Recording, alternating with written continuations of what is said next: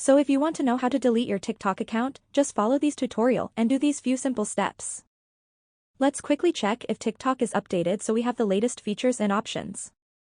Open the App Store or Google Play Store on your device and find TikTok. If there is a button update, click on it and wait a couple seconds. Now head over to TikTok. At the down right corner, click on the account icon. Your profile page will show up. At the top right corner, click on these three lines. At the bottom, you can see a pop-up window, click on Settings in Privacy.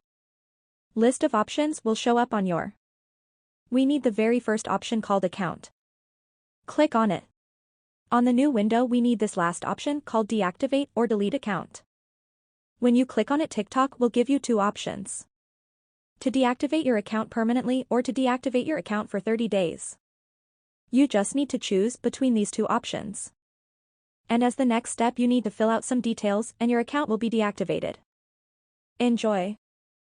For more tutorials like this, follow our YouTube channel. See you in the next video.